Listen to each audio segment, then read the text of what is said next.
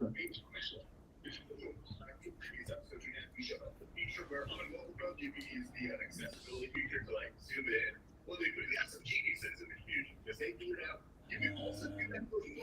sound coming from. There we go.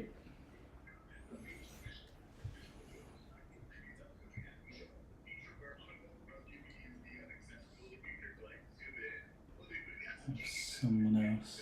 Just need to mute.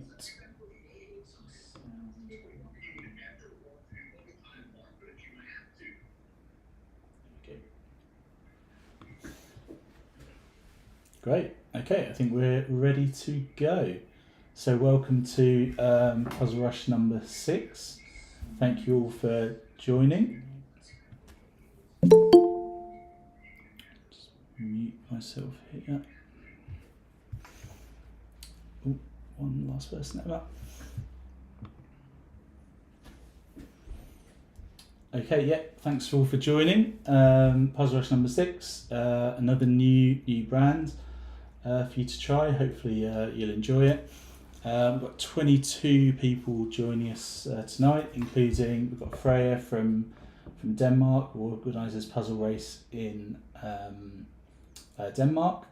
We've got our first competitors from Finland. We've got Camilla on Åland and also Sanna.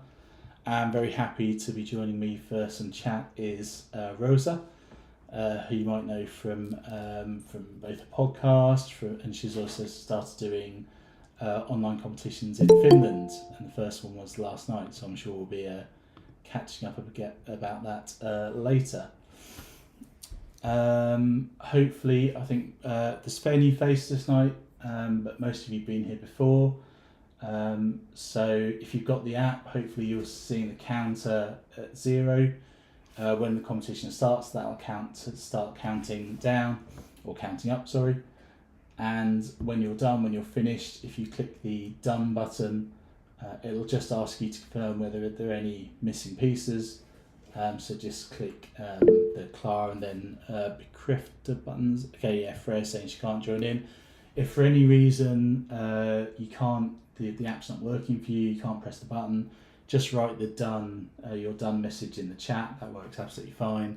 And in fact, now if you click the done, you should automatically see your time come up in the live results, whether you use the app or if you click done in the chat.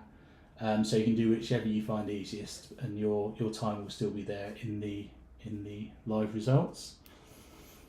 So it's the standard 500 piece puzzle tonight. The next competition, if you're interested, is the first of the mystery competitions.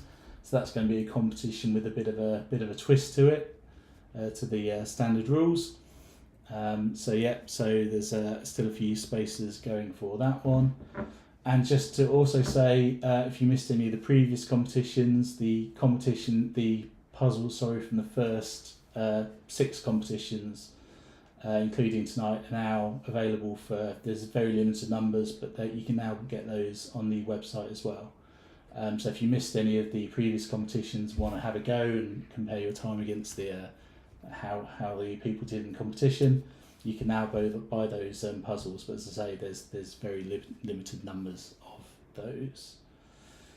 Okay, I think we're pretty much ready. We need to do the Wheel of Fortune. Let me find that. So the prize tonight is another puzzle from the same brand that we're using tonight. Very kindly donated by them. So find the wheel.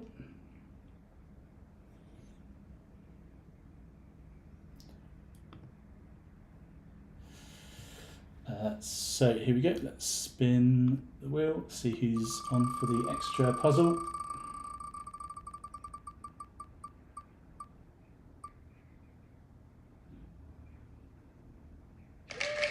Sarah, congratulations. So there'll be an extra puzzle on the way to you shortly.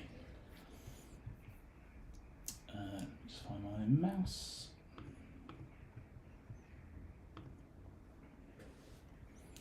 So I think we're ready to go. Let me just get all of the things I need to click ready.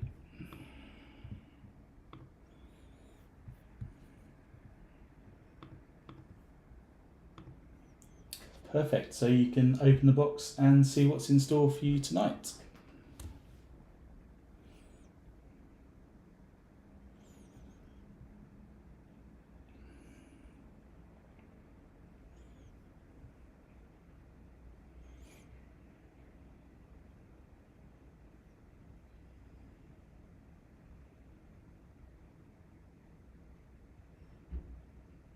I think there's stickers on this, so feel free to cut the stickers or take off the stickers so you're ready to go.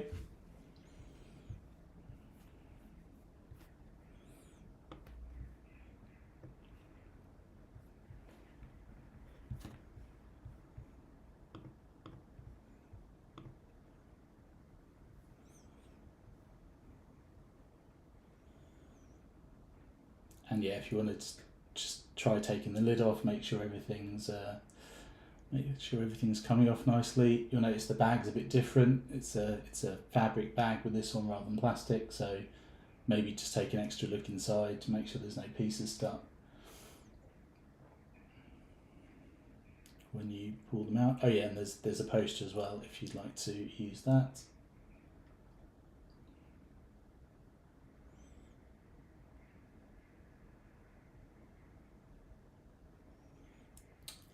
Sixten, if you could just put the lid back on. Yeah, fantastic. So pop the lid fully back on.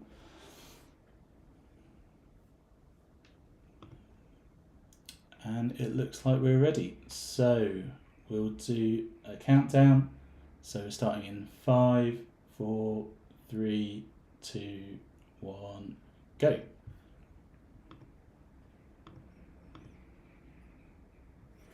And we're off.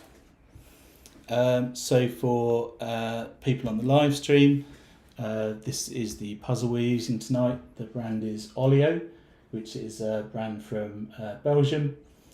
Some really, really beautiful puzzles, really beautiful artwork. And the puzzle is called Charming Neighbourhood, a nice kind of autumn themed puzzle. So Rosa, welcome. Thank you so much for joining us. It's been lovely to have some chats over the last couple of weeks. Yes, thanks for having me. I'm excited to join and have a little sneak peek of what's happening in Sweden. So it was the first of your Finnish online competitions only yesterday. Yeah, so we just had the first one and it went really well and we had lots of fun and we're looking forward for the next ones. Fantastic, yeah, and some good times and a new brand that you've introduced me to as well. So really great.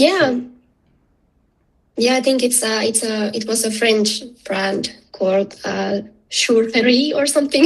My French, pardon my French, it's not good. But I think it's not that common puzzle brand in Finland and perhaps also not that common in Sweden. So I really recommend people to check it out. Yeah, no, it's certainly a new name for me. So it was always great. Yeah, always great to get new tips and new things to try. Yeah, I think it's somewhat similar to this one that you're having today. They have this kind of illustrations, colorful, different theme, of course, and different topic, but really beautiful ones. I think they do in the. I think this was always from Belgium, right? But that's right. From the same region, they really know how they master the aesthetics of the puzzles. Absolutely, yeah. I think there's a fair. I've discovered quite a few French brands, Belgian brands, and there's some beautiful artwork. Really, seem to work really well with kind of really good illustrators and some really unique puzzles coming out of those countries. That's true, and also this brand, this Oleo. I think the puzzles are made in this famous Turkish factory, which is something that there is several brands that are manufactured in the same place, and for some reason, lots of Finnish people, they really love the piece cut and also love the quality. So this is really considered as a high quality brand in Finland, and we really love their artworks and also the quality. So this is a very lovely option that you have chosen today. Great, thank you.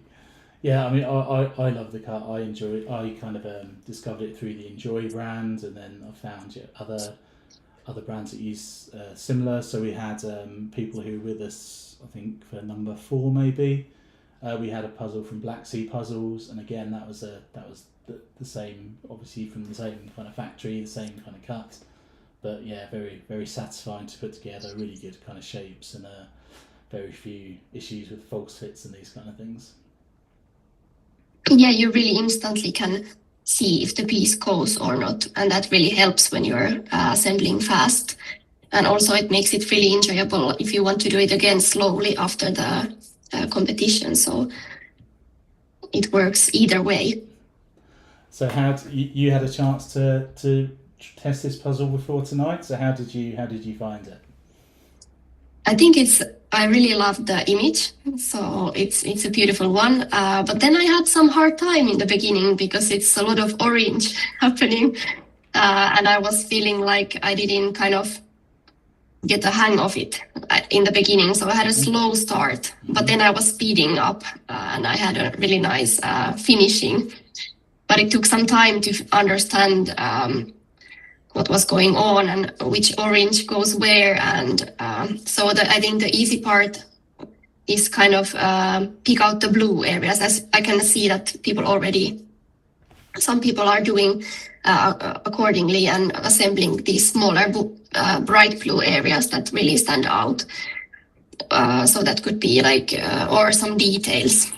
Then balconies, I think I did those pretty fast because every balcony has this signature texture and pattern you can follow. So these kind of smaller things and areas, they really stood out. But then the background, after I had done all the easy bits, I was thinking how to approach and move further.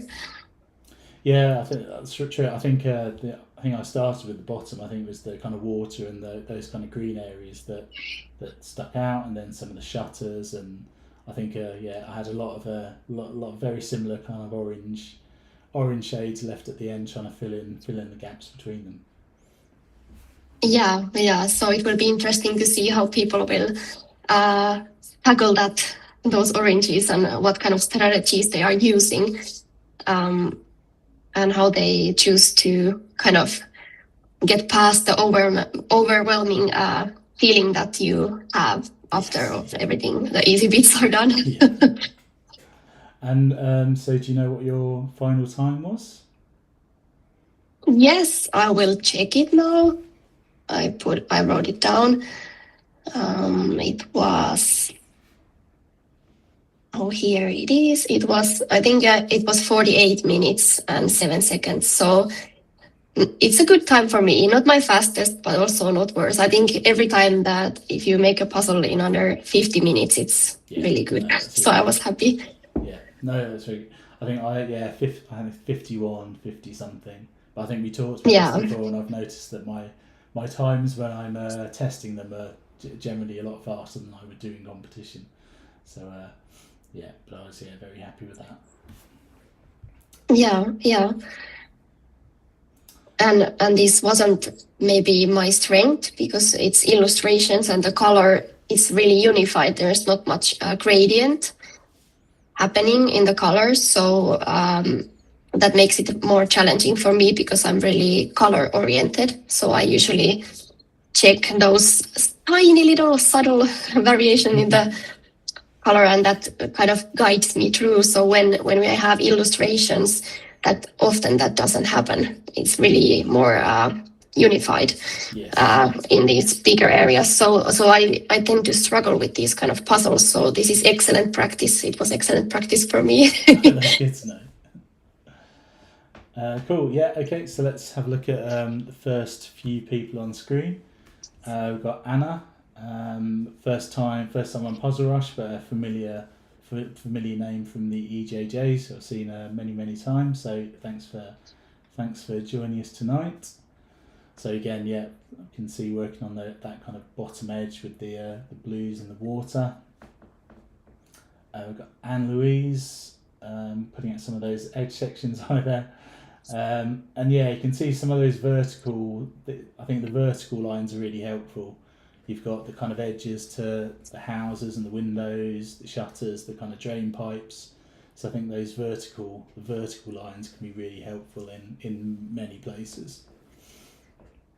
Yes, that was something that I used. The pipes were, the white pipes, they were really helpful. And also I think this puzzle had a lots of different kinds of lines. Yes. So you can kind of build next along to those and following them. And that helps to kind of narrow down the orange areas. And I think it has pretty nice kind of details also here and there, some leaves or something that you can then identify when you're getting closer to the end. So yeah, definitely. I think when I was left with some of the orange sections, the fact that there were a few leaves made it much easier to find where they went, rather than being left with there weren't many plain colour pieces, a few, but not many at all. And this one, I think it was pretty easy to begin with the frame, because there is a lot of things going on. I think maybe the tree, some kind of in the upper left corner, I think that I kind of saved a little later, because it was a more challenging kind of area for me. But the rest of the frame, I got it together pretty quickly, and looks like also many people chose to begin with the edge today, and I think that's a good strategy with this one. Yeah, I think I did my usual thing with the edge, where I pull it out, I think I'm going to do the edge first, do the easy bits, and then I think when I got to the oranges with the kind of top left and there were some fairly similar areas, and I kind of gave up and went for something more obvious instead. Yeah, and I think it helped kind of going back and forth with the oranges, trying out one thing, and then when that kind of didn't progress, try out another area, and then go back and forth, and that really helps. Yeah.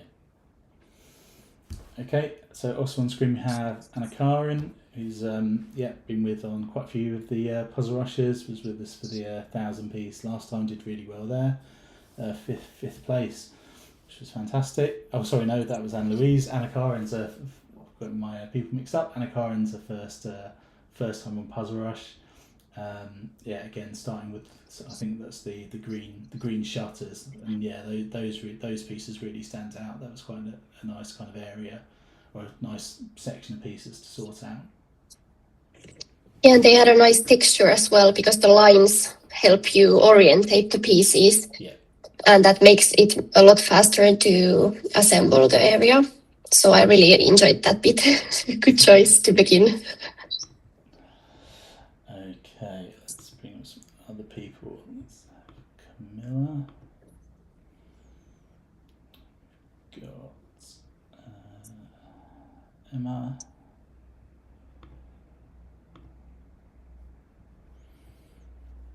And Amelia.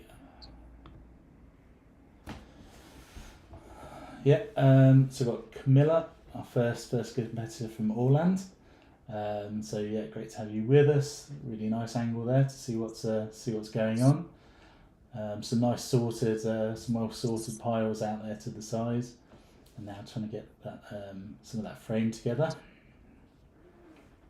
I think this is an interesting one, because you can pretty easily sort out some things while you're flipping in the beginning. And I get really tempted to do that. So it's a debate, should I or should I not? Sometimes it helps, sometimes I get confused, and then my flipping gets really a lot slower. Yes. But I think here there are some areas like the green doors or the blue areas that it's not that many pieces. So it's a quick thing to kind of collect. And then you have something really nice there waiting for you to when you get stuck with some other area. Yeah, absolutely, yeah. And yeah, we can see Emma there with a similar similar set of piles, the kind of the blue greenish water and those green shutters.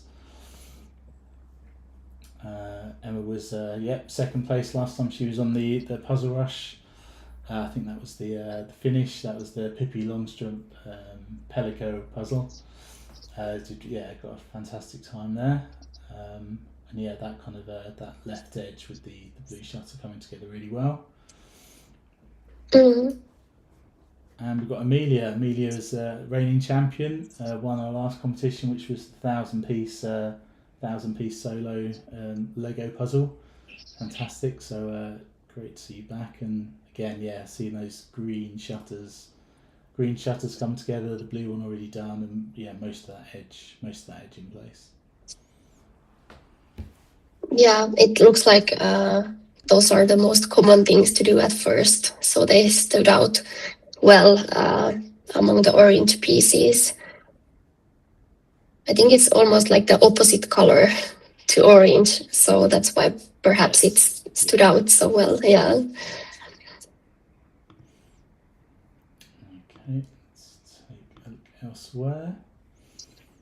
So let's have a look at the Freyas. We've got Freya from Sweden and also Freya from Denmark.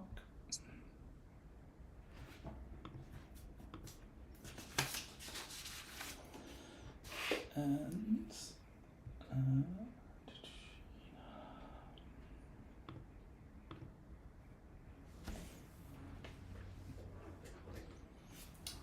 yep, so seeing a similar strategy there from Freya. Those green shutters done, blue shutters done, most of that edge in place. Looking really good. Yeah, she's done quite some progress already. But it's really hard to say at the moment who's in the lead, because it looks really, it's in the really tight situation. So it is. It's always fun to see with the different strategies, and then who I think things look very similar at the beginning, and then see who kind of pulls ahead a bit later. But yeah, Freya looking really good there. Freya from Denmark with the slide. She's started on that kind of blue, the area with the blue frame and the blue windows, which is the first person we've seen working on those. Yeah, and I think she has the blue dress of the lady also ready. There, the lady who is standing in one of the balconies. It looks like it could have been. Yes. Yeah. She already assembled that one as well, and I think I haven't seen maybe others doing that. So I think that the blues. There's quite the blue pieces stand out really well, but they're slightly more. There's quite a few different areas with a bit of blue. But yeah, she's got that kind of window section, the blue window section together really well. We've got Ina. Hi Ina, first time on Puzzle Rush. But yeah, really, I can see really good results in both the Swedish Championship and the Nordic Opens as well this year. So it'd be great to see what she can do tonight. Again, green shutters in place and most of that border. Yes, and I think it's interesting to follow people's space management, like where they have the pieces, and is there some strategy? And it looks like a lot of people have pieces all kind of around the puzzle, and some I can see they have sorted some things, so they put those on the other side, and then some kind of build in the middle and have access from both sides with both hands to pieces. So I think this Ina has the pieces on both sides and seems to have some system that she's taking pieces and putting them to the other side. And then I'm always really fascinated in following the space management. That's something that I'm really interested at the moment, because it's something that I need to learn and improve. So I'm taking ideas from others. I think it's an interesting one because there are sections that you can pull, but generally they're not together. I don't think no one seems to have done what I did, which was really start with the bottom with water. No one we've seen so far, but yeah, and then you have the shutters and the kind of various balcony bits, but they don't really join together. So you end up with those kind of sections in between to get join everything together later. Yes, and in the beginning it's a little bit challenging because those areas are kind of there, but you're not entirely sure is it the exact right spot for that window, or how does it go together eventually. So I always find that a little bit stressful when the islands aren't connected yet. Okay, let's bring up Carolina, Linda, and Lynn. So Carolina been with us a few times before, most of that border, working on that kind of the green section, the green border. It's there is some kind of variation in colour, and say that because of the piece cut, it's not too difficult to get that kind of bottom edge together. But yeah, looking good, and yeah, like Freya, she's got that blue window. So obviously those pieces that stood out nicely there. Yes, and also I think the boat kind of stands out. It's kind of more darker area than the water, but similar color. So I think that was really helpful when I assembled the water area. Yes, yeah. And again, that was maybe the one bit of the puzzle where you got a bit of a gradient to help you out. There's a very slight gradient as it kind of heads up towards the steps.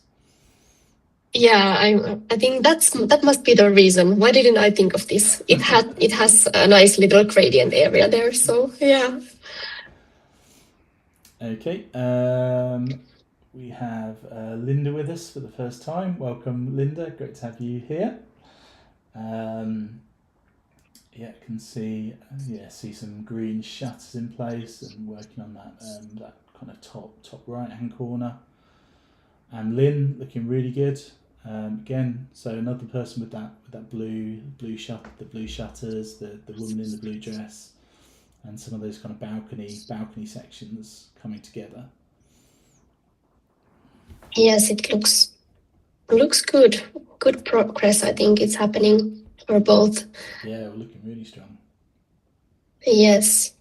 And also I think Linda has wonderful light, and the white table, I think that's like your ideal setup for puzzling. I envy that. I wish I had as good a space at home. Yeah, and especially now the light is so important as it gets kind of darker, and with a lot of these things happening in the evening, the difference between the puzzling in the daytime with the bright natural light and how it is now is a massive difference. Yeah, I think that might be an advantage for us because we're used to not having the ideal lighting conditions, and then when we go somewhere else to compete, we don't mind if it's not kind of perfect, because there's always something happening during those winter months that it's not the most perfect. If you have a good indoor light, then there must be also some reflections that you really have to think where you are puzzling, kind of not going too near the lamp or you can't see anything even though you have the light. So it's a challenge. Yes, yeah. I think I'm sure we'll talk a bit more about it later, but you've obviously been to the World Championships recently in the infamous Dome. How did you find the conditions there? Did you have any of the evening times or? I was in some evening rounds, but not in that many. So mostly I had excellent daytime light there. So, and the dome it's wonderful in daytime. So really, because it's the big kind of windows there. But in the evenings, I think there was this kind of on top of the dome on the outside there was like red lights or some like something happening that you could really see that it was red, and that was a little bit weird.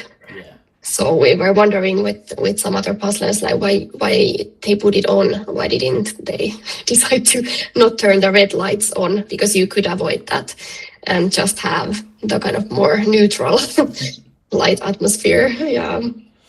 And how did you deal with the heat? How was that for you? Well, That was horrible. That's something that's not an advantage to come from a Nordic country. No. Yeah, I'm not used to the heat, so I didn't do well, and I had to skip the team's competition because it was too intense to be inside the hot dome Wow, for okay. such long times. Yeah. Okay. Let's have a look who we've got on screen. We've got Maria and Marina, commonly puzzling together. Yeah, both been with us for all of the puzzle rushes so far. Well, unfortunately, Marina missed the last one after coming back from the Worlds. But yeah, great to have you back tonight. Similar kind of places. So most of that edge done, some of those green shutters, some of that blue window on the left. Yeah, and with Marina with some of that kind of top balcony section done. Yes, I think the balcony structures, they really stand out. So it's a good choice to do those pretty quickly. And it seems like it's a good strategy always to whatever stands out to go for those and be quick. I felt like and they are nice, kind of not that big areas either, so they come together really quickly. I felt like I struggled with the balconies more. I did them fairly late on, and I think I was getting confused between because you had the balcony with the green on the left and on the right, and for some reason I couldn't get it clear on my head which pieces were going where. So I found that more difficult than I feel like I should have done. Yeah, I think the balconies that are on top, those were tricky, but the ones below, they have these kind of more patterns in them, so it was more easy to kind of figure out which is where. But on the upper ones, those I think those were the last balconies that I also finished because it was a little bit confusing. But yeah, really good progress by everyone. Great, Marlin's back. I think we had some technical issues, so we'll come back to her shortly. Let's bring up Sana. There we go. Sarah.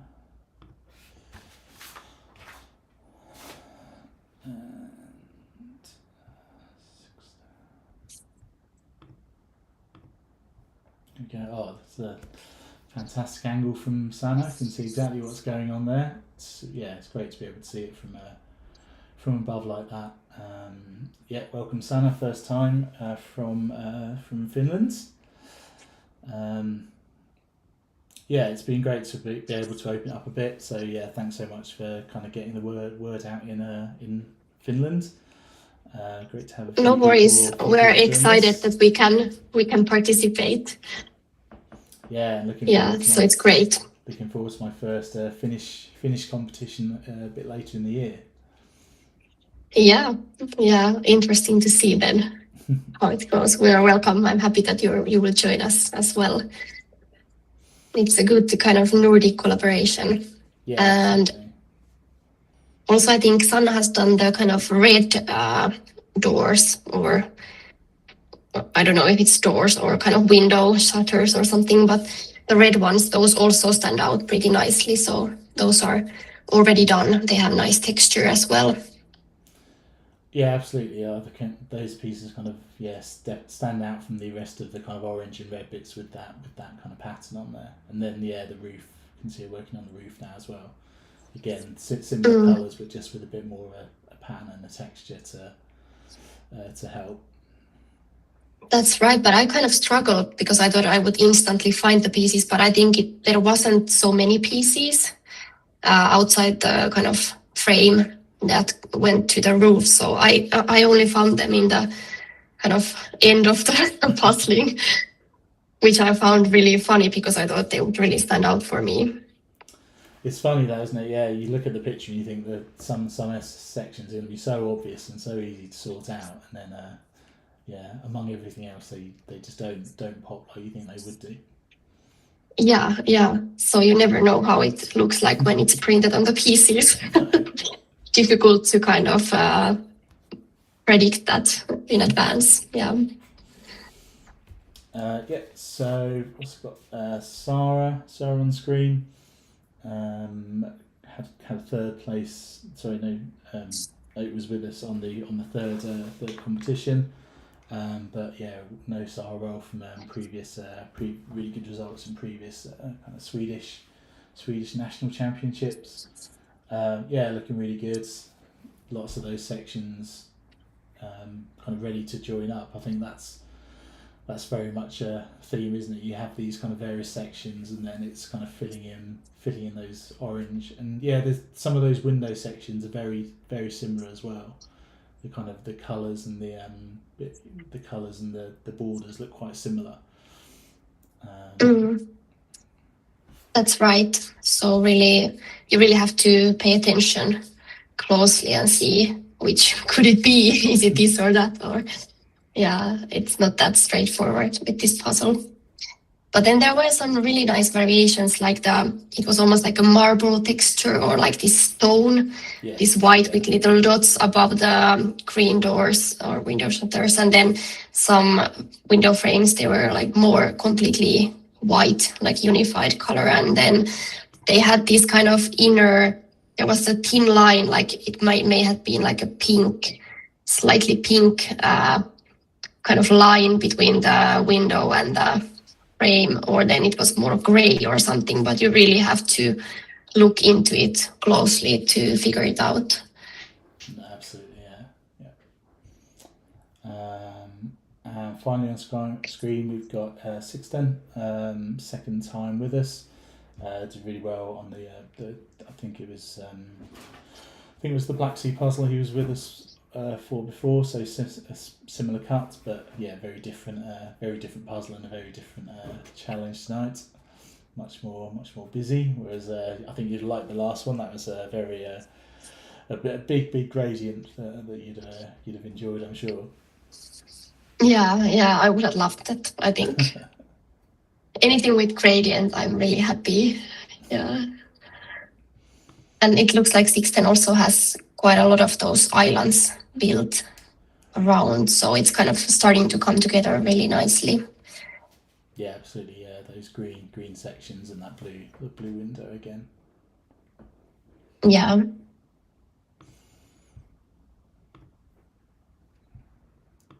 Okay, I think the last few people we haven't seen. Let's take a look at Tobias. Looking very strong there. Yeah, I think he's done incredible progress already with this time. So it's almost like he's slowly moving to the part where you just kind of fill in the oranges. So the other things are done and already seems like they are in the right places as well. And then I think he hasn't yet done the water, but that kind of stands out. So it's an element that you can work. No, so I haven't work really. Together. I've seen very few people doing the water, so I'm trying to work out whether I made a massive mistake or whether it was a stroke of genius on my part to begin with. That, but it doesn't look like anyone else. Oh, Emma has. It looks like Emma's done. Emma has, yeah, Emma's yeah. Done that So water, so I can see Marlon as well, who I haven't seen yet. So. Yeah, I felt like it looks more scary than it was because it's only a few rows of the water, so it went pretty fast for me. So I also did that in the very beginning when I was doing the blues.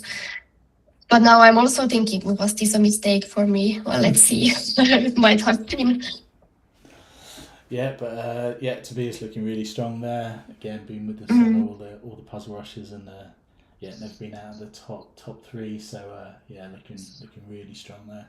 Be interesting to see how that's looking against some of the other front runners soon. We've got Civ as well, looking really good. Similar kind of pattern emerging to the purple, the greens and the blues.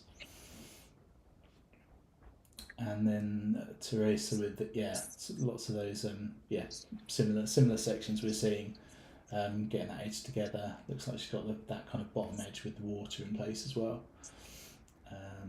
Yes. I'm just going to try and bring up. I think Marlon was having some technical issues earlier, but with another great angle to look at, and working done. Got pretty much got that water section done. I think that's how mine looked to begin with the water and those kind of those green shutters in place. They were certainly the bits that kind of caught my eye. Yeah, the same. And I think it might be also a wise strategy to do the kind of water at first and then move upwards kind of from the bottom to the top. That's also one way to approach this. And I think it's really because the bottom really area stands out so well. So you could go from that and kind of build upwards. Yeah, I think that's the kind of methodical nature that I need to work on somewhat. I tend to get start off with the plan of doing that, and then get distracted by a cat or a watering can or something, and lose track of what I was doing. So working hard on that. Yeah, I mean, it's always really easy to say, oh, you could work from like one edge to the another, like really systematically. But then once you are doing the puzzle, it's, at least for me, it's a lot more chaotic, and I'm doing this and that at the same time, and then getting distracted. And it's always easier to talk about these things when you're not puzzling. Absolutely.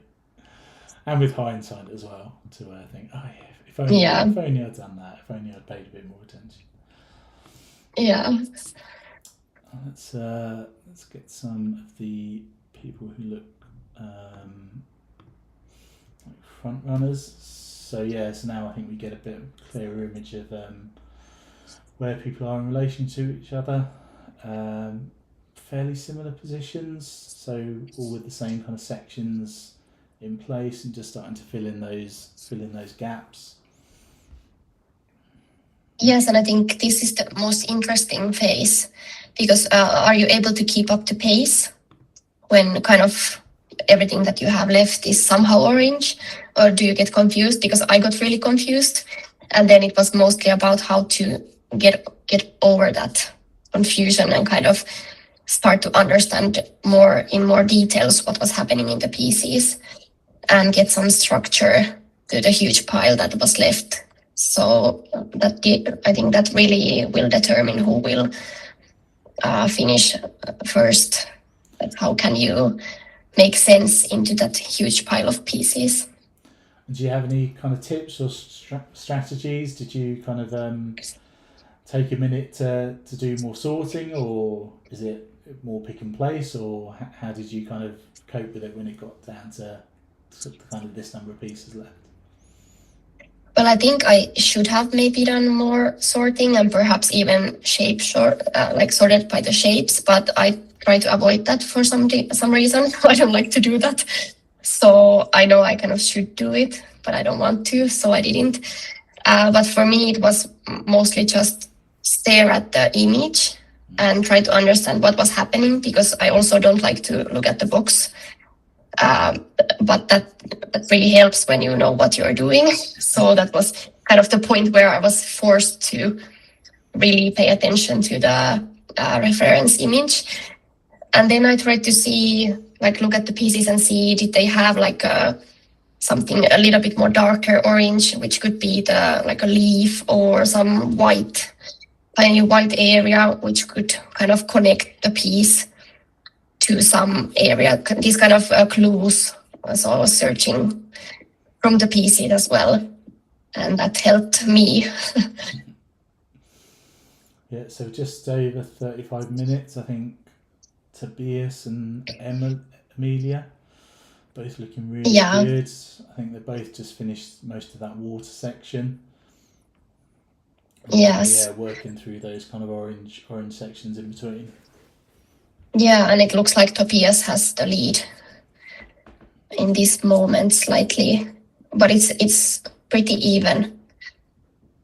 So difficult to say who will. It is. And then with the different angles as well, it's very kind of clear to see how many pieces Tobias has got. Maybe not as much with Amelia and with Freya, for example.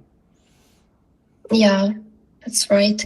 And also because Tobias has all the pieces in one side, it's more easier to estimate how much there's left. And then if you have sorted something and put it on the other side of the puzzle, then it's not that easy to kind of calculate No. when you're watching the small image here. Yeah, I think this is probably the kind of stage that Tobias will be strong at with the pick and place and being able to just pick up a piece, look at the image and know very quickly where it's going to go. Yeah, I think that's a really important skill to master in speed puzzling. So that really helps in the last, like filling in the last little gaps. Yeah, and I think you can see that it's really fast pace, so he isn't slowing down. And also, I think Emilia is not slowing down at all, and Freya, so they have been able to kind of keep this pace up throughout the whole puzzle, which is incredible. Yeah. And those kind of spaces, the kind of gaps get thinner. Lots of, you can see with Tobias, it's just kind of rows of single pieces. It gets kind of easier and easier to see where they're going. And I think they've got that drain pipe down on the kind of on the right hand side that you still got to put in. So I think those pieces should be fairly easy to kind of identify and get into place. Yeah, that helped a lot in assembling this. And then it was kind of magically that it was almost like direct lines that were left. Like it was one row of pieces that went in like lastly, because those were the ones that didn't connect to any other colors or something. So then it was really just by looking at the shape, and I could fill in those final pieces really fastly. Yeah, so it looks like we're going to have a very quick time from Tobias, from Emilia, looking really strong there. Just looking around, see if there's anyone else we want to. Freya's looking good, I can see. But I think these are probably the front runners here. Freya's going really quickly, getting those pieces in. Fantastic. Yes, and also I think then if we look, I think Sarah is pretty far. Then kind of they're maybe not as far, but not far behind. Like it's really a tight situation. And she's also starting to, I think she's now working with the water, and after that she just needs to fill the gaps of orange. Yeah. And then she's done. So yeah, and a bit more with that kind of right hand side. She's still got some pieces to go, kind of a row to go in there, and that's slightly. She's got that kind of the orange section with the drain pipe and between the houses in place. So she's got and that helps. Sections. And that helps a lot in the final run. So. Oh, but this is getting really excited now. Yeah, really close now. I think we're just over 1 minute, so I think we're gonna see really good times here. Yeah, just a handful of pieces left, so incredible. And it's quite a different cut from kind of Ravensburger and things that are used for most of the big competition. But I find it I find it a really nice cut, both for speed and for just for kind of casual puzzling. It's such a kind of very nice tactile pieces and really kind of clear shapes. Yeah, but sometimes I felt because it's quite tight, because you can really pick up the puzzle and it will hold its shape easily. So sometimes you have to really use some force to kind of press the piece in order to get it there correctly. So that's something with these puzzles that I found a little bit difficult compared to some other brands. Yeah. Yeah, that's true. There's sometimes when I thought these two pieces can't go together. They just don't, and then they did, and they obviously fit perfectly. But it's maybe not always as clear as because of that tight fit, like you say. Yes, but I think this is one of my favorites still that I like to do. Yeah, okay, for the last 10 pieces or so, not long to go now. Yes, just a couple more.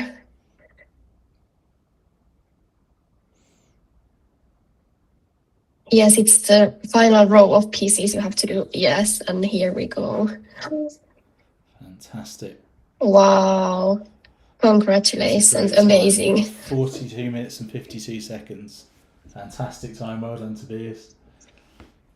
Yeah, congrats. Amazing. I'm impressed. Fantastic. Yeah.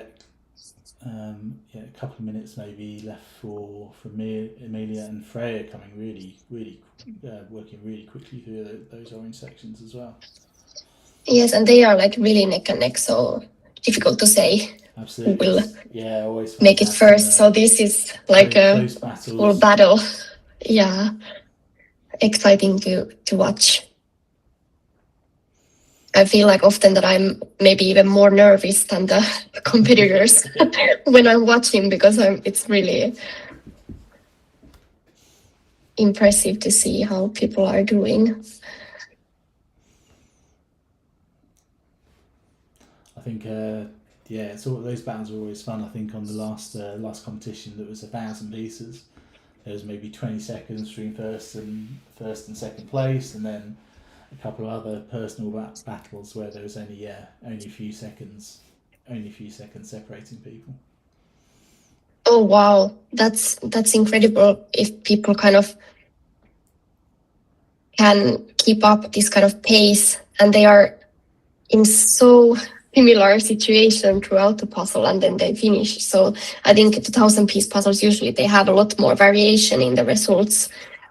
So that's incredible to hear. You have a bunch of great puzzlers there in Sweden, and that's something that the result is really speaking about. I think Freya's coming up to the close now. She's gone so quickly through those that orange section. Yeah, I think she has had an incredible last kind of, I don't know, we have loppukiri in Finnish, but I don't know the English word to kind of speed up towards the end. And yeah, she's left with maybe some of those easier sections, that window now, rather than those plain orange sections. There we go. And here we go. Wow. Congratulations. Brilliant. 45 minutes and 22 seconds. Fantastic. Well done, Freya. Incredible. Congratulations. So let's keep these people up and for third place, and then we'll see if we can have a chat to some of the finishers. So it looks like Amelia's going to wrap up third place, maybe 15 pieces left. Yes, I think it looks like she's going to take the third piece, the final podium. And she has also the same orange areas. Those are the rows. It looks like those are the most challenging ones for everyone, because that's what seems to be left absolutely. In the end. Those pieces where it's just not quite as clear where they're going to go from the start. They're nicer. I think they're kind of in one sense they're easy to pick out because the colour's really bright, but then there's a few places where they could go. And there we go. Amelia takes third place, 46.33. Fantastic. Well done, Amelia. Well done. Incredible work. I'm impressed. And excellent times so far, really. Incredible times. Fantastic times. Right, let's see if we can have a chat. Tobias, I don't know if I think you're still in the call. There we go. Hi, Tobias. Hello. Well done. Fantastic. Thank you. Yeah, really impressive time. 42.52. Yes. Yeah, I was happy with the time. I didn't expect it to be that fast because it was a little intimidating with the orange color when you flip it over, but you notice all the details along with the puzzling. So there wasn't many that you stuck on the end. Every piece had a little detail on them. Yeah, and I think I said that I think that's probably played to your strength to some degree, where you can pick up and there's enough detail on every piece to be able to determine from the picture where it's going to go. Yeah, every single autumn leaf and everything helps when you're looking at the details just to find the correct spot. No, absolutely. So you said you felt it a bit intimidating to begin with, just the kind of the large amounts of orange and fairly similar colours. Yeah, I'm a little bit afraid of this. So they're kind of flat colors that don't have, but in this one there was some gradients and shades in it and details, so it wasn't a problem at all. But you'd never know until you really dig into the pieces what to expect. No, absolutely. Yeah, and it really looked like you were just flowing through the puzzle all the time with a great pace, so you didn't slow at any point. Just have to find what areas you want to build into and not hesitate, and then it flows quite well because there are always something that's the next easiest part to build on and so on. Had you tried? Is it a new brand? Is it a brand you've seen or tried before? No, it wasn't. I recognize the pieces, of course, but they're not the brand. So it's always fun to try a new one. And how do you find? I think we were chatting about it. It's a really nice piece cut. Do you find it's well suited to speed puzzling, or is it the fact that it's quite tight? Does that make it more of a challenge? No, I like it because then you really feel when you connect them. No hesitation. You can feel it in your finger that this is correct at once, and no false fits, not even close. No, that's always always big positive when you can be sure you're not going to get the false fits.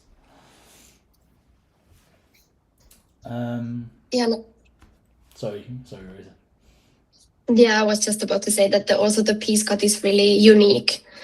So I don't think there is any other brands.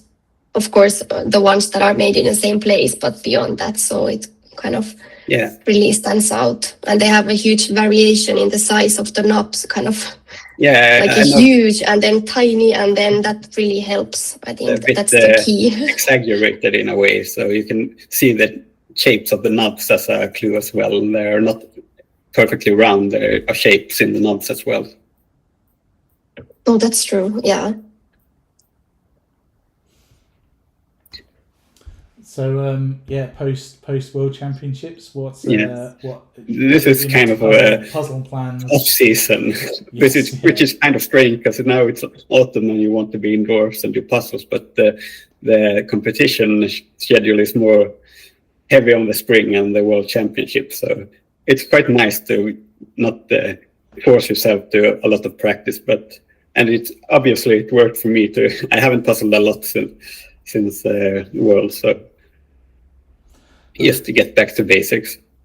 But we're seeing the dates come out now. We've got the dates for the Swedish championships next year. That's out. Yeah. So that's always. I think as soon as the dates start to get excited again about that. I think Finnish dates are out. I think I saw as well. We're looking into the Danish as well. Hopefully we can go there also. Yeah, I guess. Emma's just a few pieces left. Sorry, I thought she'd done. Yeah, I guess that's fairly close. It's not far to go for you over to the Danish one. And I also have one in Berlin now in November. They have with the Schmidt brand, so we're going there as well. Oh, fantastic! Okay. Yeah. But there are a lot of good German puzzlers, so that will be quite hard, I think. Yes, yeah. And I also do the puzzle chess, which I have never even tried, so I have to start practicing that. Oh yeah, I think that's great fun. I think we played it in the Emma just finishing 4th place. Congratulations, Emma, 52.06. Well done. Yeah, I played puzzle chess in the first time in a trio when I went over for the EJJ event just the night before, and it's really good fun. It's a very different experience, but great fun and so fast. Yeah. Yeah. Okay. Well, congratulations for tonight. Thanks so much for joining again. And a fun surprise that you brought to Rosa today. Sorry. Well, very nice Yeah, that Rosa joined today. We're Yeah, I have often to very thank close you, in Tobias. competitions. Yeah, oh yeah, I should say thank you for kind of. I think you've been instrumental in putting us in touch and making that connection. Yeah, so thank you, thank you so much for that. It's yeah, very much appreciated. All right. Yes, and I will compete later, Tobias, so then we can run neck and neck. Looking forward to that. Looking forward, yeah. Great, thank you, Tobias. Thank you for tonight. Thank you. Bye. Bye. Okay. Yeah, Freya looking really good there. Sarah not far in. Let's see if there's anyone else who'd like to have a chat. Freya, I don't know if you're still on the call. Yes. Hi Freya, congratulations. 45:22, that's a great time. Yeah, but my timer in the app stopped working at 17, so I never knew how much time was going. So yeah, still a few little technical bugs and things to sort out. Hopefully, I'm glad the recording worked all okay though. Yeah. Yeah. So yeah, 45:22. Yeah, great time. What were your kind of thoughts when you first saw the puzzle? At the beginning, a few of my pieces were stuck inside the bag because it was like stuck in the texture, so I had to like really pull. And then I was logged out from the app, so I had to log in. So in the beginning, I was like, oh, but then as Tobias said, there was always something to do in the puzzle, so you were never stuck. You always had a new project to go. So I liked it. Fantastic. Yeah. So is it the kind of design and kind of puzzle that you kind of feel you're strong at? Something you'd normally go for? Yeah. No, I would not say it's my strong side, but I like the more busy ones. So it was okay. Yeah, and I mean, it looked like it was your kind of a puzzle because you did really great, and you seemed like you didn't slow down either. So you were constantly doing something, and it looked like it worked well for you. So it was really interesting to follow your progress. Thank you. Yeah, I liked it. How's your time been since the World Championships? Have you had a bit of a break, or have you? Yes, after the Worlds, I was traveling in Spain for 1.5 weeks because I had a wedding the weekend after in Mallorca. So I went a few days to Barcelona, and then I went a week in Mallorca. So there I didn't know puzzles. But then I had a puzzle competition this Saturday in Baccarid. So I had to do a few puzzles last week, but it was almost my first since the Worlds. So it took some break, but then starting again.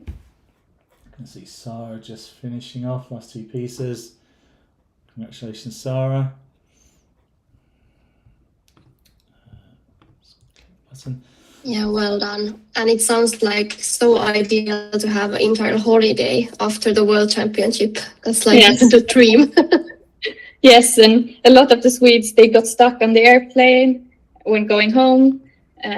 So they had to spend the night in Madrid, but my plan was anyway to stay. So it was nice to have some days in Barcelona and Mallorca before going home. Yeah, that sounds amazing. So have you anything else now until is it quiet now until the Swedish Championships, or have you got anything else lined up in between? No, mostly online competitions. Yeah. Yes, and there's maybe a puzzle competition in December in Åsa, so maybe that one. But yeah, I did see. Yeah, it's a bit too far for me to come down for the day, unfortunately. But yeah, I did notice that. That would be it's great to see these little competitions kind of popping up. Yes. Yeah, trying to see whether we can do something live up here as well, because it would be fun it's always fun to kind of get together. Yeah. Exactly. Where do you live? In Dalarna. Oh, yeah. So it's it's a bit less easy to get. They seem to be kind of heavily situated down around Göteborg in the south at the moment, so need to get something going up here. Freya, fantastic. Freya just finishing off. Fantastic, well done, Freya. Oh, sorry, just clicked Civ's button. Just made a mistake there. Sorry, Civ. I'll correct your time. Fantastic, well done, Freya. Sorry, the other Freya, Danish Freya. Yeah, so yeah, fantastic. Yeah, well, thanks. Thanks so much for Thank you. joining us tonight, and congratulations on a great time. Thank you for a great competition. Thank you. And then, third place we had Emilia. So I don't know if you're still with us.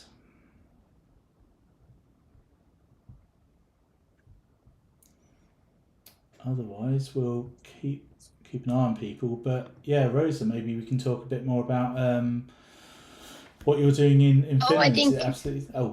Oh, there we go. Emilia is here. Fantastic. Yeah. Hi, Amelia. Sorry, just ready to jump off. Congratulations. Another great time. 46:33.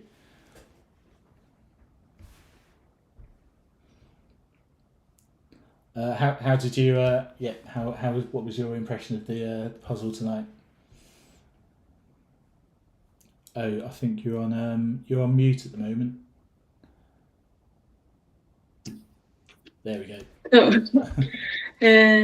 at first when I opened it, I thought it was a very nice picture, and I was like, oh, there's some stuff to work with. And since I have a black table, I didn't get confused with a orange. If you have like a wooden table, it would like be a blur. But then I had some issue with the dimensions. Like if you look at the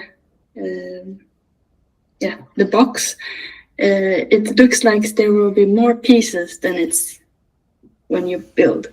So I didn't do the water in the beginning because I thought there would be more pieces. So I regret that I didn't start with it sooner.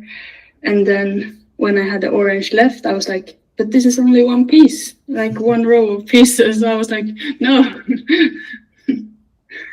Yeah, I think it's a bit deceiving in that way because it looks like some of those areas should be, there should be a lot going on there, but it's really, there's lots of those kind of single rows of pieces, and that's kind of what we're seeing, people filling in those single rows of orange and single rows of green at the end. Yeah. And the kind of the brand and the cut, is it something you've kind of tried before? Is it a style that you enjoy? I don't know the brand, but yeah, since you mentioned it was the same as the Rain of Love. Yes. So, but it's a nice piece cut. I enjoy it. It's just not. It's not so many of the same. Like you have a mix of every piece, so that's nice to build. Yeah, no, absolutely.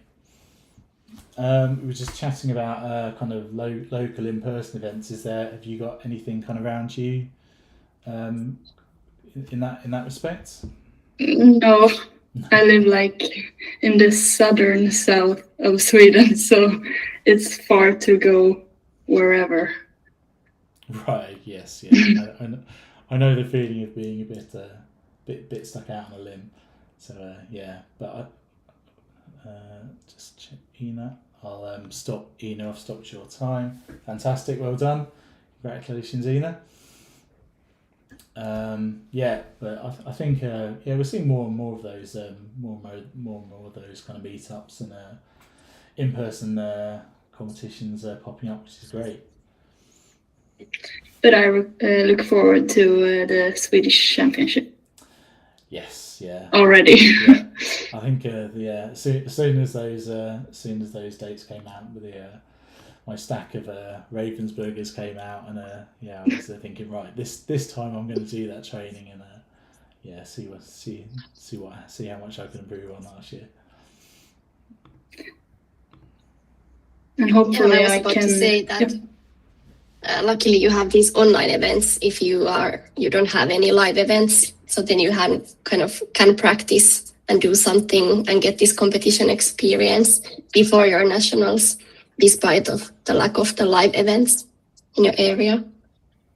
Yeah, that's very nice. I will also participate in the AGG soon for the first time, so that will be Okay. exciting to compete with others than just Swedish and Scandinavian. Yeah, I mean, yeah, I find those great fun to be with because it's great fun to be puzzling against really really kind of top class people and again on different puzzles, not just Ravensburger's, other brands and quite often things that I wouldn't necessarily choose, but it's very good practice to get to try different styles and different images and different piece cuts. Cool. I was going to say that in my last Swedish Championships, I've only competed in individuals because I haven't had a peer partner or a team. So hopefully next year I can find a peer partner and maybe a team, so I can participate in Worlds also next year. Because that's why I haven't gone there also, because it's nice to have a pair or a team. Yeah, absolutely. Yeah, I'm the same. I just did I did the individual last year, and then the team with some people I found on the website. But yeah, it'd be fun to do the whole all of the classifications this year, and like you say, try and take that to the Worlds as well. Which looks like an amazing experience. Yeah, let's hope that you will find someone. I'm sure you just have to ask if you have some local Facebook groups or something like for speed puzzling in Sweden. So at least we have in Finland, and those are the channels where everyone is searching for pairs and teams, and they've been really successful as well. So fingers crossed for you. Thank you. Cool, fantastic. Yeah, well, congratulations on third place tonight. Fantastic time. Thank you. Thank you. Thank you. Cheers, and see you again. Thanks. See you. Bye. Bye. Okay, see Lynn's just finished. Well done, Lynn. Still just an hour and 5 minutes. Is still really, really good times. Yes, really fast times with this puzzle, I would say. Yeah, really. Because it's not so easy. I think it's like a medium difficulty. Yeah, it was. Awesome. Some of them you can look at and it's going to be quick. Some it's going to be a real challenge. But with something like this, it's probably the hardest of those. The hardest one of the harder ones to judge because it's a bit unusual and like you say, it's not ultra busy, but it's not ultra. It hasn't got kind of big areas of colour either. That's true. It kind of, I feel like most of the people, they either do really well with details or then with like really large, like a sky or something. But this is in the between, so perhaps it's like no one's main strength, and then everyone kind of, it's in the middle, and you have kind of meet there. You can do well with this puzzle if you're a busy puzzle person, or then you can do really well even your kind of strength would be these kind of bigger areas to build. So this works for all kinds of puzzlers, I would say. Yeah, absolutely. So maybe we can start to have a bit of a chat about Pallasina Studio and what you're doing in Finland. So I think people may know you from your podcast that was going on for a couple of years. So kind of what was your route into that? How did that start? Well, I think it's been one thing has followed another, and then all of a sudden my whole life is about puzzles. But I think it all started like when it was the pandemics and I was looking for something to do at home, and I remembered like, okay, puzzles exist, I could do them. And then I was I had done some puzzles but never that much, and I had tons of questions and I tried to find answers and I couldn't find anything. The information was really difficult to get. And then once I kind of found these kind of Facebook groups and started to gain some information, then I noticed that everyone else were asking the same things. So that kind of led me having the podcast and my newsletter, and then I was even more curious and interested in this puzzle culture and puzzle community and puzzles themselves. And then I ended up writing a book on puzzle cultures, and then I got a working grant for that. So this year I've been living by writing a book of puzzles and puzzle culture. So that's kind of the main thing that I do, but it's something that I do alone. So I wanted to kind of have something on the side that I could meet other puzzlers. And I thought that, okay, if I organize some events, people could come and then I could meet them and spend time with them and, do puzzles together. And so I ended up also opening a puzzle studio and organizing puzzle events. Yeah, on the side. So obviously now you have the online events, but you have kind of in-person events as well. And I think you do a kind of like company events as well, and go out to companies and businesses. And how has that gone down? Is that kind of something that's is getting people's interest, and do people like that kind of people enjoying those sessions? Yeah, I think that's kind of one of my favorite things to do, because I think puzzles are mostly a thing that people are like, okay, I have done some puzzles at some point in my life. They were kind of neutral or nice, so people are really excited, but then they are also really lost because they haven't done any puzzles. And then you can kind of see the moment when they start to understand something of the puzzle, and things kind of click. And after that, you can't stop the people from puzzling. Like, they don't leave my event before they finish the puzzle. It's been really mostly a challenge, because they get so excited. And it's a great way kind of to do some team building, because I put the people to do puzzles together. So they have to kind of solve the thing using kind of with the help and support of each other. And that's something that I've found, and also my clients have found really helpful, that you have a kind of same goal and mission. And it's kind of scary, challenging, because I make them to do speed puzzling as novice. They have never done it.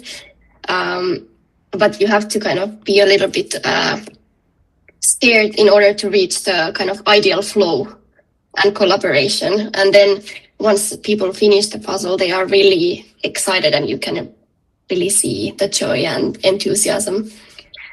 And also they kind of build these kind of important work life skills and working together when they do puzzles together. Because I could imagine that there's lots of people who you go out to and they've no idea that speed puzzling especially is even a thing, that it's something people do. I think the speed puzzling for kind of relaxation and those kind of things is fun, but it adds something for people, and opens up to a whole group of people who wouldn't maybe naturally be kind of drawn to it. Mm-hmm. And I think there's a lot of people who really, they have this competitor soul. So no matter what thing it is, they want to kind of do their best and like win. And really so far no one has been like saying, I don't want to do this, I'm not going to do. Everyone has been really like taking part and being enthusiastic about it, because that could be the case. I never know how the people are, if someone like really hates puzzles and definitely doesn't want to do it. But so far no one has said that they wouldn't do it, and they've been really happy, and it's been really like a positive experience. And my secret mission is to let everyone know that puzzles exist and they are fun. So this is the perfect way to do that with new audiences. Yeah, fantastic. And so, you have your kind of puzzle studio. So is that kind of just for events, or is that kind of an open, do you have an open space where people can come in at certain times and just puzzle together and meet people, or how does that work? But at the moment, it's only open during the events that I organize. But I also have some relaxed evenings that you can kind of come and just do some puzzles that are there, and just for fun with no kind of pressure or goal, or or then you can book an event for your group of friends or family that you can come, and those have been also really fun. So last week I hosted one workshop for a family. It was like a family event. There was pizza, and then they did puzzles together, and they had the best time. So it's also a fun way to do something like that in a more relaxed setting. But so far, because the space is also my office during the days, so I also need to work and write the book there. So I can't just have it open all the time. But maybe once the book project is finished, then I might have more open doors, so anyone can pop in when they feel like that. Yeah, and so the book sounds fascinating. I mean, it's about the kind of puzzle communities and puzzle culture, and is there a focus to Finland, or is it the kind of global community, or? Well, it's kind of Finland focused with the international twist, because I think puzzle culture is pretty international at the moment, and people are really coming together no matter where you are located. So I think that's an essential thing to include the international aspect of it. And in the beginning, I will publish it in Finnish, but then I have all plans and things organized so that I will translate it into English, because the same things kind of apply outside of Finland. So there will be an English version as well eventually. Fantastic, can't wait. Just have a couple more finishers. Anne-Louise and Marina, well done. Fantastic. Still really good times. It's been 1 hour 15. Fantastic times. Yeah, congrats. Well done. Let's bring up a couple more people.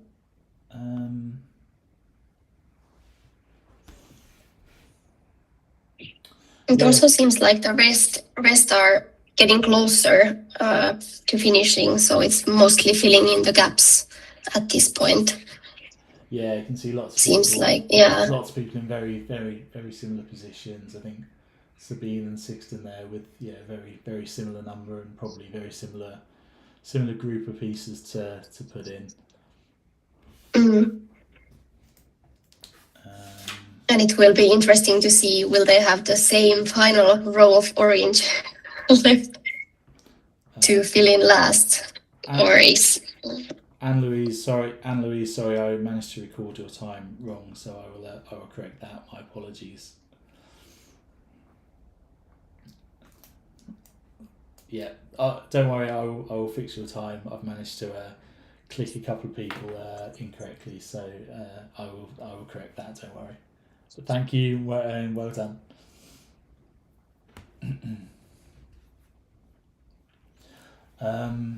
Yeah, so it's been lots of interviews, lots of talking to people involved in the puzzle culture, and what do you think it is at the moment that just is leading to such a growth and such a kind of explosion in the number of people finding it and enjoying it?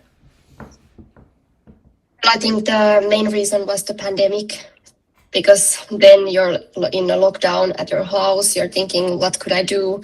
And then you start to think of all of the things you've ever done, and you remember that one puzzle, or that you used to like them as a kid or something, because that's when the industry and the hobby kind of exploded. And it has happened worldwide during that time. But the interesting thing is that it didn't kind of slow down afterwards. I mean, of course, the main trend has gone past, but the interest has still peaked, and it kind of the hobby and the community keeps on growing. And I think there is like couple things there. Maybe one reason is that we are living in this digital world, and all the time we are attached to some screen, and you kind of want to do something with your hands, something that demands you to stay away from the screen. And puzzles are a great tool for that. And also, I think there's a lot of kind of unwell-being in the world. And for instance, I have anxiety and I cannot kind of meditate or calm my mind. But when I do puzzles, that's kind of a helpful tool for that. Because you kind of, your mind wanders, but you still have to somewhat focus. So it narrows down the kind of overwhelming feeling that I might have on some days. And I think that's something that a lot of people can relate, or there's some other reasons behind that. So I think those are some things that are happening. And then kind of, I think speed puzzling is really trending at the moment. And we have lots of new people coming in who only want to do speed puzzles. So kind of the sport element is something that's interesting for people.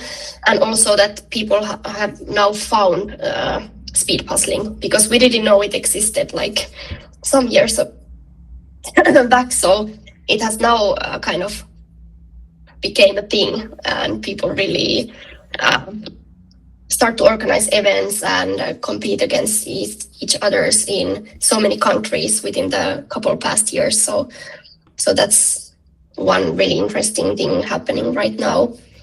And I think the last thing that I'm gonna say is the kind of international community. We have the internet, we have the Instagram, which is the Puzzlegram that we call. We have the famous YouTube puzzlers. We have, like, everyone knows Karen puzzles. Most of the people, they come across some Karen's video and then they get interested and then they start to do puzzles. Or we have other like famous puzzlers out there who make this thing much more well known and kind of bring new people into the puzzle scene. So those would be some things that I would highlight, what's happening at the moment and why it's so popular. Yeah, absolutely. And I think it's so interesting that it's so versatile in the sense that, you know, in one respect you can use it for, you know, mindfulness and relaxation, you know, mental health, and on another day it can be, you know, an intense and competitive activity. So having one thing that can kind of you know, I think lots of us have both of those kind of sides to us, and the fact that there's like one activity that can be used for both is it's great. Yeah, I think it's the puzzle is like a great tool that you can use as you like to aim for completely opposite goals. Because when you're speed puzzling, you really want to kind of challenge yourself, feel a little bit uncomfortable, get the adrenaline popping, like give your all. And then the complete opposite, it's like puzzle meditation, where you do not want to have that feeling, but still the same thing works for that. And it's a great way to spend time alone, but it's also a great way to spend time together. And it kind of allows these kind of opposites to happen. And it's just a simple same thing, but you can use it as you like. Absolutely, yeah. I think, like you said, you know, I think lots of people, I certainly did, have kind of rediscovered it after enjoying it, you know, doing lots as a child, and kind of having that, you know, doing puzzles as families and things, and it kind of you know, disappeared for a while, and then for me it was just finding them at a library and suddenly kind of rediscovering how much, you know, how much you enjoyed it, and what good fun it would be, what good fun it is. And then discovering this extra layer of competitiveness on top of it is it's just it's been fascinating. And it will be interesting to see what will happen in the future. Will it remain as popular as it is today, or will it kind of get forgotten again? Because there has been some kind of eras before that puzzles have been really a huge thing, but then they kind of got forgotten. For instance, in the USA during the Great Depression, I think puzzles were like a huge thing, and like really everyone was doing puzzles, and they were selling lots of puzzles and lots of new puzzle companies that were popping up. But then when the kind of economy got better, then people didn't do puzzles so much. But it was like 10 years or more that it was really a huge thing. Oh wow. There. So yeah, and these kind of things have happened also in other times, but that's something that's really stands out when you do some research on the history of puzzles. So what's your feeling? I guess the social media side means that there's having that international community is kind of allowed it to grow, and hopefully will kind of keep it going, because there's always new people coming into it, and so many different brands and different people coming into the space that it feels like it's here for a good while at least.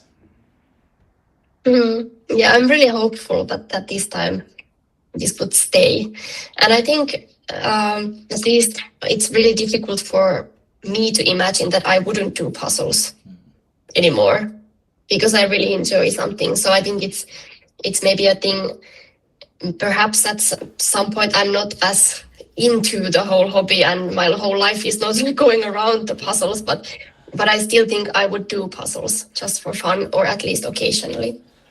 Sorry, Siv, I managed to record your time incorrectly, so I'll fix that. Don't worry. Apologies for that.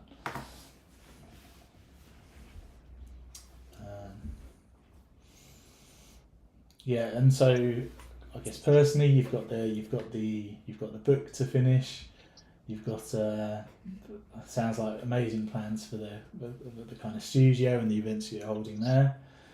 Is there anything else you'd like to kind of do personally? Any other kind of goals in the puzzle world in that respect? Well, I really enjoy writing my newsletter. It's my favorite project. It's called Puzzle Talk, and it comes out weekly. And I find that's kind of the most ideal writing form for me, because I can explore different things and then write about them. So I think after I've finished the book, that the newsletter will be my kind of main writing thing that I want to continue. And I hope that the events business will be successful, and I could actually work and employ myself full time with something puzzle related. So that's kind of my dream, and I hope that I will make it and be able to sustain that in the future as well after the book project is finished. So that's the dream for me. I'm sure you will. And do you feel like you get enough time to actually puzzle these days with all of the other kind of projects going on? Well, not as much as I would like to, because I would like to practice a lot, like speed puzzling. I think that requires a lot of practice if you really want to develop as fast as possible. So you have to do a lot. So not as much as I would like to, but I still think the beauty is that I have really flexible schedules, because I get to decide what I do and when I do it. So it's easy to squeeze in a little puzzling here and there. And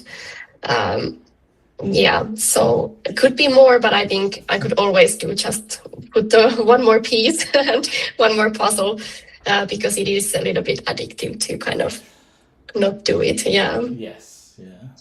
But I mean, you had some fantastic results in the Worlds recently. I mean, I think 55th in the individual, and then you were with Hannah in the pairs and did amazingly, and really well in the teams as well. So how much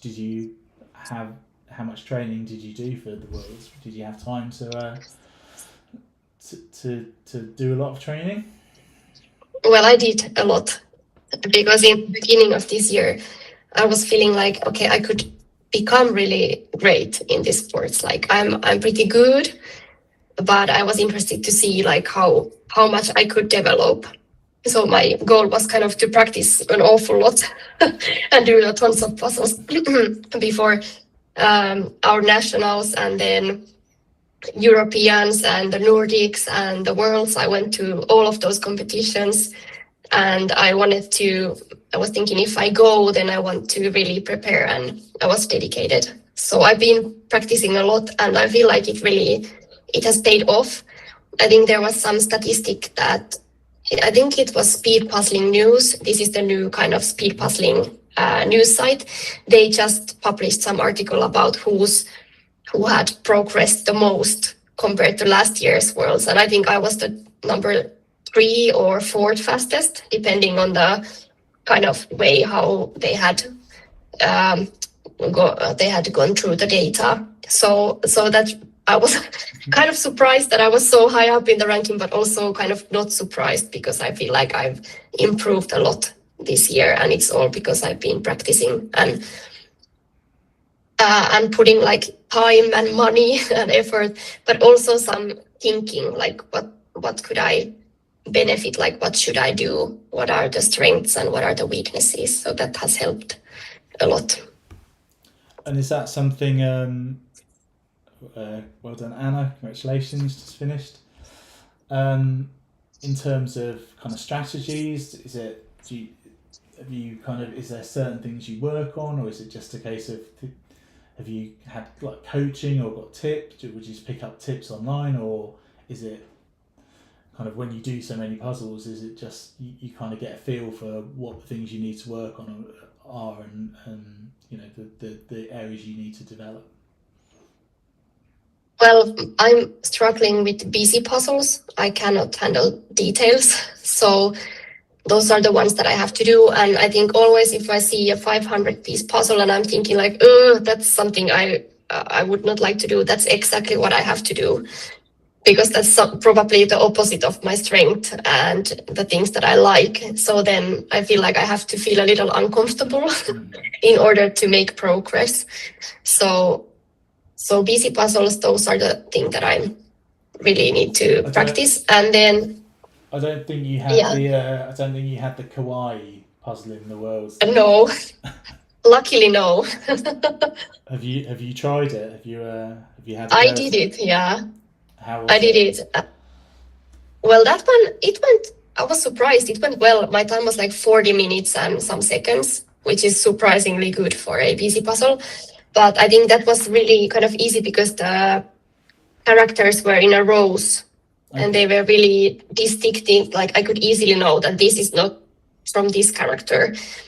They didn't look alike at all. So it was organized. And also there is a background color, some red, some more yellow, some more blue. So my kind of new strategy is to not look at the item, but look what's behind the item.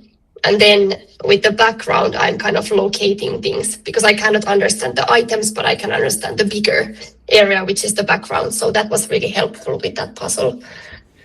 Yeah, One I've tip, heard that yeah. from a few people, that idea of kind of looking through to the backgrounds and Yeah. concentrating on that instead of the it's something I don't think I've quite got my head around how that would work. But yeah, it's fascinating to hear these all of the tips and all of the different ways, and trying to decide what to focus on and what other things there's things that you feel like you can kind of practice and learn from.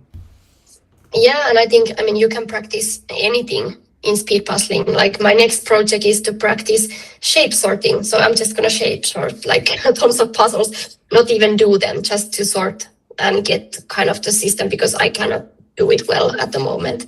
So anything or flipping, like when I began, I practiced flipping a lot. And now I'm really fast in flipping and taking the edges out. So that's like, I'm really proud of that because I practiced it and now I've learned it.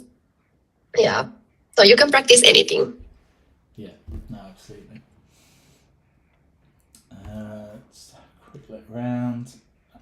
Anna Karen, just so you know, I've done I'll correct your time. So unfortunately I've done a few incorrect times today. Anna Karen, I'll correct your time. Yeah, thank you. I put in the wrong time there. Carolina really nearly finished. Everyone looking really good. Hopefully, what are we on? Oh, an hour and a half. I think we're going to see a full field of finishes, which is always fantastic. Looking at people. Yeah, I think if you can make the puzzle in under the 1.5 hours, you're extremely fast. Like that's world-class speed puzzling. So really well done, everyone so far. And also I think everyone who's still puzzling, you can do it. You can do it. We are cheering for you. Even though we would be discussing, but always I'm keeping an eye on how you're doing, and it's going really well. So well, yeah, fantastic. I see Carolina's got an extra piece. Thank you. Thank you. I'll keep an eye out if anyone's missing a piece. Then I might let you know if anyone's missing that particular piece, because that does happen. That does happen occasionally. So Anna Cara, I see missing a corner, which is a different piece. Anna Cara, maybe just check in the bag, because I know a couple of people had pieces stuck in there. Okay, no worries. We'll I'll just make a note and we'll make sure you get an extra piece to you. It's always nice to have these complete puzzles.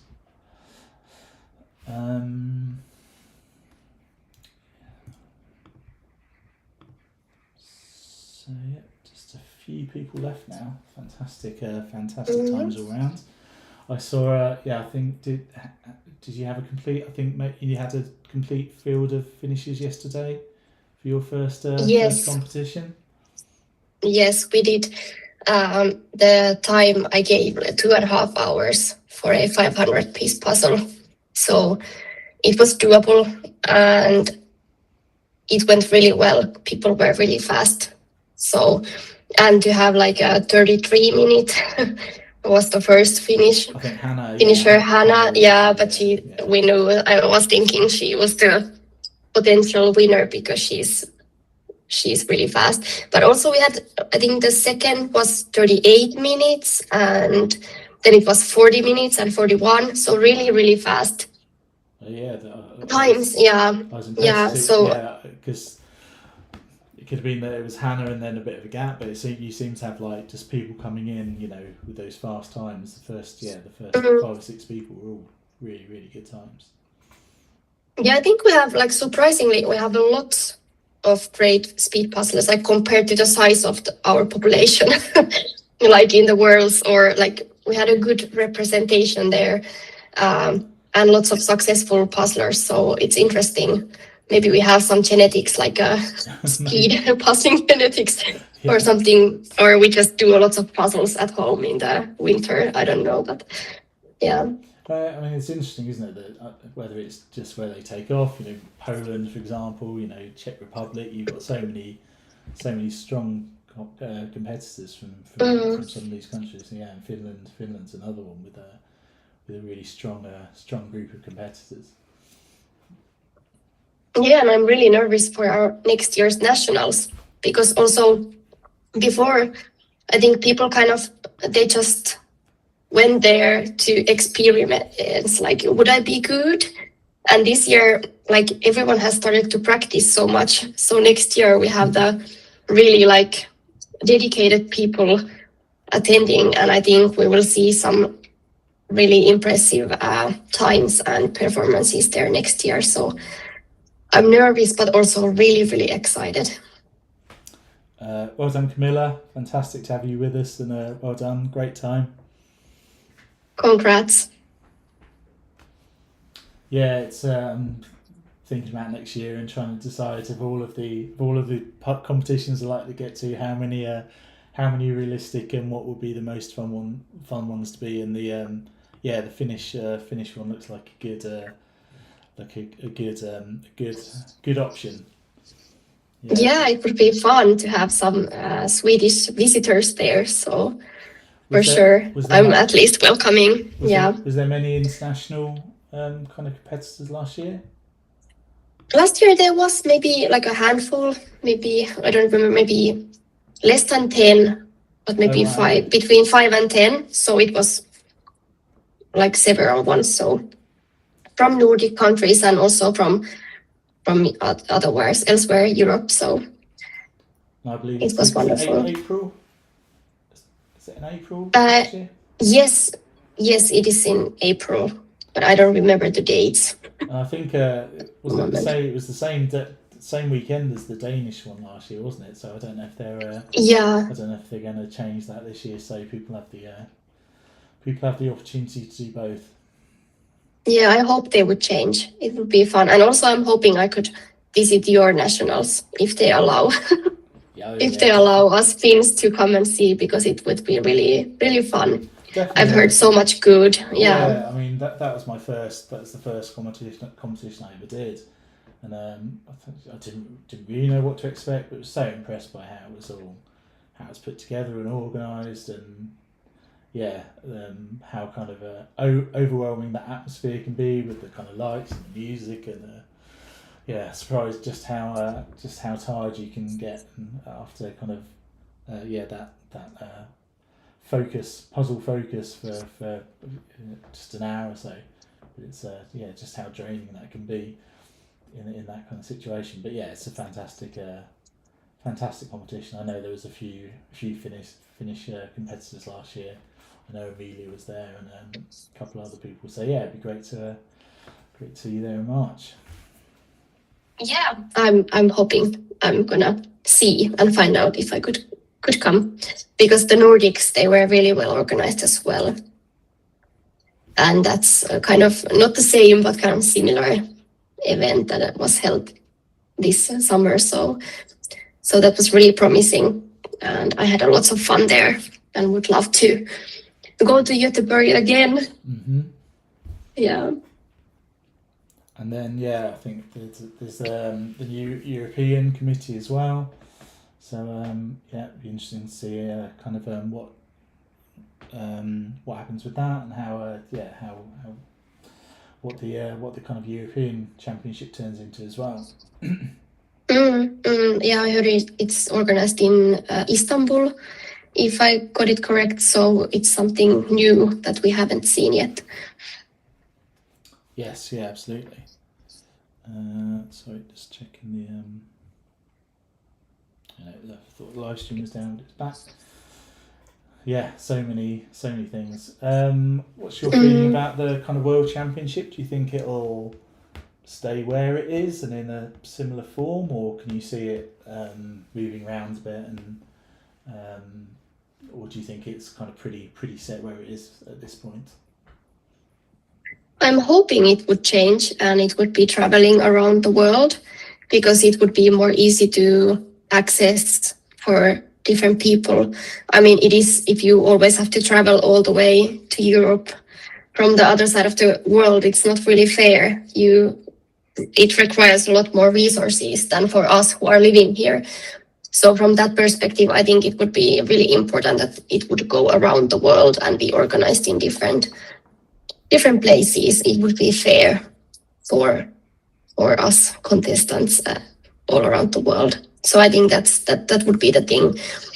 And then another thing is that the dome was really hot this year, and for instance, I had to skip then the teams competition, and I think that shouldn't be the case, that you have to think about, am I able to participate or not? So these kind of, at least if it's in the same venue, that then I'm hoping that they would be thinking about these difficulties that there has been and would fix that, because it was really intense. Yeah, although I mean, it feels from what I've read and watched that they've had the same issues for the last kind of 2 or 3 years, and haven't maybe done the best job at addressing them and allowing for them to move forward. So be interesting to see what happens. Yeah, and the heat was there the year before.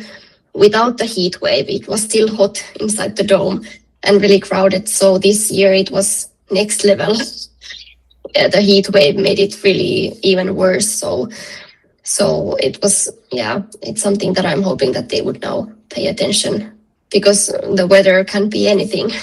Yeah, Yeah, and most likely the weather will not improve, unfortunately, in the future. So yeah, and that's just one thing that can happen. So there's a lot of other things also happening And then we saw some new rules this year as well. So, what was your feeling towards the kind of choice of puzzles in the initial rounds?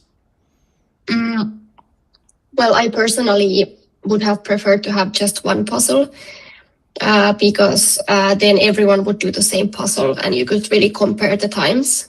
It's a different kind of a skill to kind of be able to know what your strengths are and which puzzle to choose, but then you can't really compare with other people. And I think that was the pity.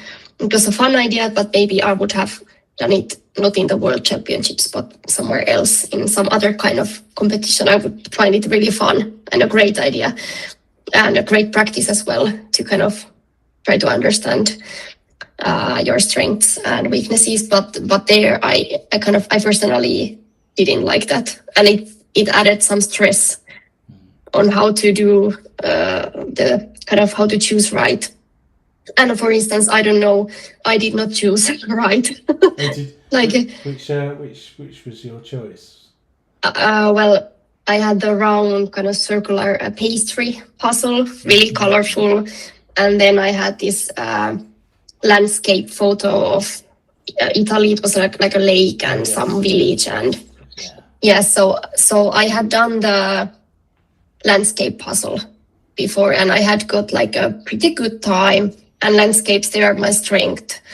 And then I knew that round one, they have larger pieces, so I have lots of space management issues because the table is like really small, and I had never done that puzzle. So of course I chose the round puzzle, which I hadn't done, which had the space management issues. And I'm still wondering, like, why did I do that? I got a good time, I can't complain, but but still, too severely. Yeah, like why? What was going on in my head? Yeah.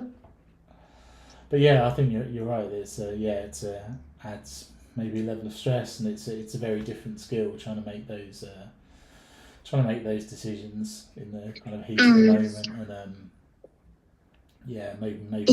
maybe not a totally fair comparison compared to if everyone's doing the same one. And then I also think that because they just gave the instructions that we had to cut open the puzzles, and they changed it last minute because I was in the first individual prelim, and then we were able to open up the puzzles before the competition had started, and we got some instructions on how to do that. So I was so kind of focused on that I didn't pay attention to the puzzle selection that much, kind of. So it was too much happening, and my brain couldn't figure out everything that was going on at the same time. I think that was my issue personally. Yeah. Yeah, no, understandable. So we've got 15 minutes left. Marlin and Lindsay are doing brilliantly. So close. I think we're very kind of close to each other in terms of how many pieces are left. Those kind of those lines of orange pieces and a few random pieces we see there for Marlin just going in. But yeah, everyone's done fantastically tonight. Some really good times. Yes, and I'm sure that you will also make it. And it's the final stretches, really, like the last few pieces to pick and place, and mostly again the oranges. That seems to be the thing that it's left. Yes. And just going along with those tiny little details that the pieces have, and I think the last ones you have to figure out based on the shape. But it's like 5 or 6 pieces and then you're done. So it's so close to finishing. And when is the next Finish Online competition? It will be in November 16th, I think, and I think you will be there. Was it in the December? I think it might be the December one. But, okay, then I have to check. Yeah, I have to check my calendar. Yeah, I also have to check. But yeah, so we have once a month. So That will be in November, and then December will be the 7th December. So, and in spring also, I think once a month Yeah. we'll organize something online. And then the live events, they will be also happening all the time. So that's something that I'm gonna organize a little bit more than these online events.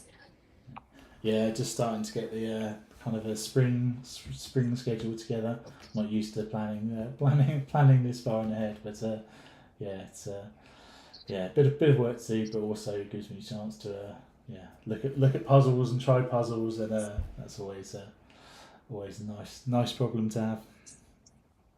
Yeah, I think I have the same schedule. I'm now planning for the spring, what's gonna happen, and this is the most exciting phase to kind of think about the puzzles and experiment, and really, I think always the planning is the most fun, because then you can kind of make your vision into reality. Well done, Marlin. Fantastic work.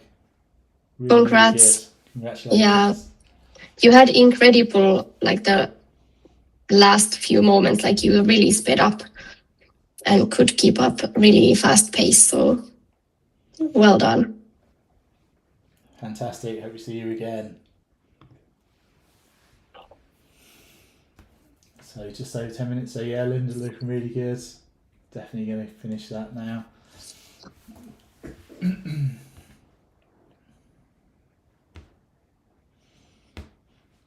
I think it's also when you kind of have these gaps to fill in, and with this puzzle, it's everywhere in the puzzle. So it's not just in one area. You have to look through the whole thing. Oh, there's a cat. Yeah, it's not like being left with the So cute. Yeah. sky, or left with the flowers tends to be my leave the flowers to last tends to be my strategy a lot of the time. But yeah, you're right here. It's left with those gaps between those kind of islands that have been there for such a long time. Yeah, and you can see that you have to kind of search throughout the entire puzzle, and that might even make it a little bit slower, because you can't instantly know this piece is in this corner or this. So you have to kind of try to piece and go through each little gap you have, and just experiment and figure out if it will work. So it's not easy to kind of have this really fast last kind of sprint. Absolutely. I can see a big group of 4 or 5 pieces going in there. One of the drain pipes, I think. So that piece count going down quickly now. Yeah, I think that really helps once you figure this area out. It was, I think for me, that was a key kind of moment when I found out that, okay, those pipes, they exist.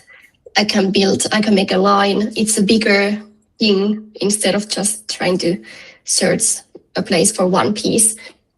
And after that, it kind of magically came together. Yeah, but in the same point, I don't think that when I first looked at the picture, I thought those pipes would be kind of really obvious, really easy to kind of sort out. But they didn't, for me certainly, they didn't really become that obvious until there weren't that many pieces left. Yeah, it was in the last few moments when I understood that they didn't stand out. That's interesting, because when I look at the box, I'm thinking, okay, they really stand out, but that's not the case. So that's another kind of thing that really highlights that it's hard to tell before you see the actual pieces, that how, like, what's standing out and how it is in action. Absolutely. Even if I know, even if I'm doing a puzzle where I've seen the picture, I know I'm going to do it. I'm expecting it. I never end up starting with the section that I very rarely start. Starting with the section that I think I will do. Yeah, and also I think it was really funny because in the World Championships, the pairs final puzzles image was leaked. So everyone was staring at the image, and also we were staring at them. We were making plans and strategies, and then when we began and opened the books and like saw the pieces, we had to ditch all of our strategies. Like none of it worked in practice because it looked so different, and we had to just improvise. And I heard some other pairs mentioning the same thing, that none of the plans really applied. So that was the perfect example of something that you think you could do it this way, but in action, like in reality, that doesn't work out at all. So what was your kind of which area were you working on the pairs puzzle to begin with? Well, I was supposed to do the kind of, because I'm upside down, so the kind of dome kind of structure, this blue big area, and Hanna was supposed to work on the details there was more details in the bottom area of the puzzle, and we were supposed to split it half. But I didn't understand anything of this kind of sky, which was the dome, and Hanna kind of struggled also with the details, but she was more able to kind of stick with the original plan, and I was more sorting things for her and then assembling some details, like some of the human characters on her area, and then trying to do the sky on the side when I could. And then Hanna also ended up doing some sky bits, and we call the dome kind of the sky because it was blue. Yeah. I just had that one delivered yesterday, so I'm looking forward to trying that. I think the dome section's quite interesting because it kind of, on the box, it looks like there's enough variety in the kind of sections that it shouldn't be too difficult. But watching skilled people do it in the final showed that it's not. It's really not that. It's a lot more tricky, those sections, than it looks from the picture. There we go. Well done, Vinza. Fantastic Well done. work. Incredible. Brilliant. Oh, wow. There we go. Full field of finishes, which is always fantastic. Brilliant. Well, yeah, fantastic work, everyone. Well done. Thanks for people joining and chatting on the live stream. Thanks so much, Rosa, for today and for the chats over the last few days about all sorts of things. Good luck with the book. Thank you. And with the studio and everything you're doing. Hope, sure we'll keep in touch. And I know you're joining. Maybe I don't think the next competition, but the one after that. So it'd be great to see you back here competing. Yeah. Thanks for having me. I'm really excited to get to compete because I can't compete in the events that I organize. So No. I'm so excited. Yeah, and today has been today has been a great that you don't get to compete. Yeah, and now this has been a great introduction. So now when I will compete, I know how everything will work out. So I'm really happy that I could join today. Yeah. Also because of that.